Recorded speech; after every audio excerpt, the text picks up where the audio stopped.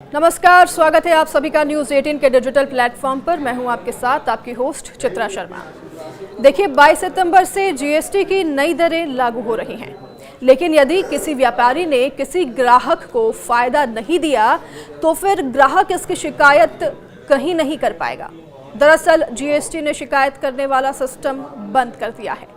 तो वहीं 22 सितंबर के बाद आम उपभोक्ताओं से जुड़े बहुत से प्रोडक्ट सस्ते हो जाएंगे, लेकिन लोगों को एमआरपी का ध्यान रखना होगा, क्योंकि फिलहाल बाजार में पुरानी एमआरपी के प्रोडक्ट बिक रहे हैं जिसमें ज़्यादा जीएसटी दरें हैं।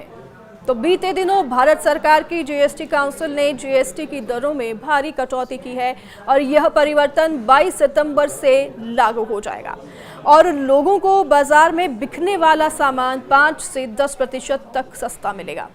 22 सितंबर को नवरात्रि शुरू होते ही जीएसटी की नई दरें भी लागू हो जाएंगी। तो आइसक्रीम और पनीर जैसी चीज़ें भी सस्ती होने जा रही हैं, इसका भी आप ध्यान रखिए। 22 सितंबर से जीएसटी की नई दरें लागू होते ही पैक्ड पनीर, मक्खन और दही का दाम भी 5% तक कम हो जाएगा, क्योंकि जीएसटी की नई दरों में इन सभी मिल्क प्रोडक्ट्स से जीएसटी कम कर दी गई है। हालांकि खुले या फिर पाउच वाले दूध के दाम पर फर्क शायद नहीं पड़ सकता है, क्योंकि इस पर पहले भी जीएसटी लागू नहीं थी। केवल टेट्रा पैक मिल्क पर ही जीएसटी का जो है लागू किया गया है नया नियम, और इन पर ही जीएसटी कम की गई है। इनके दामों में 1 से 2 रुपये तक का फर्क हो सकता है। तो वहीं आइसक्रीम भी 13% सस्ती हो रही है, इसका भी आप ध्यान रखिए। खाद्य पदार्थ में सबसे बड़ा फर्क आइसक्रीम पर देखने को मिलेगा।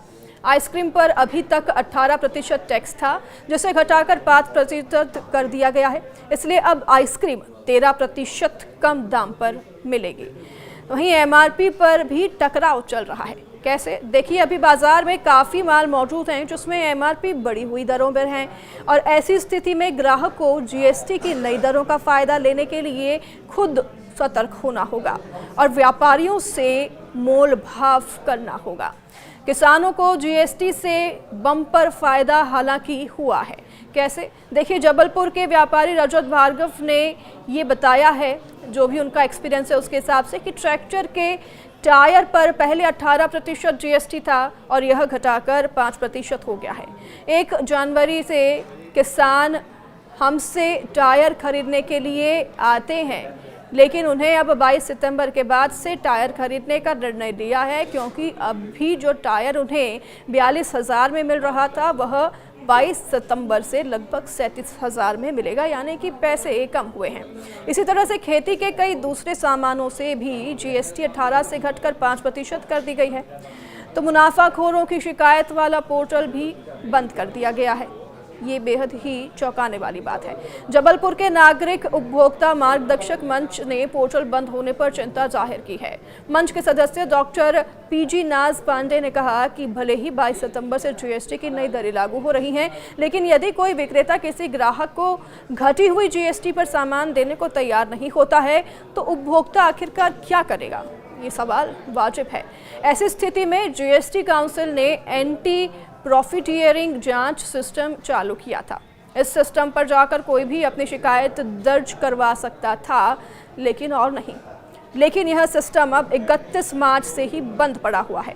ऐसी स्थिति में आम आदमी के पास शिकायत करने का कोई भी फोरम अब नहीं बचा है।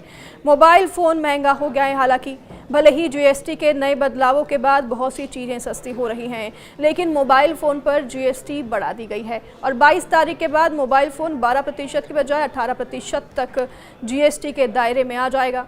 ब्रांडेड कपड़े भी जिनकी कीमत 1000 से ज़्यादा है, उन पर 12 की बजाय 18% जीएसटी देना होगा। जीएसटी की दरों में परिवर्तन बाजार में बिक्री को बढ़ाया गया है।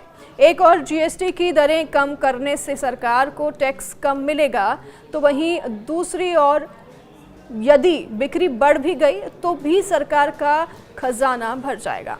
बाजार के लिए बिक्री बढ़ाना ज़रूरी है। बिक्री बढ़ने से ही उत्पादन बढ़ेगा और उससे रोजगार का अवसर भी पैदा होगा।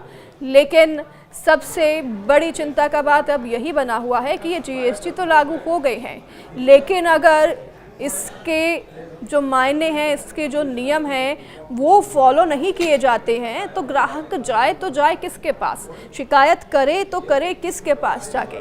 इस पर विचार करना होगा सरकार को भी और इस पर कोई ना कोई विकल्प तो ज़रूर निकालना होगा सभी आम नागरिक के लिए, जो कि इन शिकायतों को लेकर पहुंच सके सही जगह पर और उनके शिकायत का वहां पर निवारण हो सके।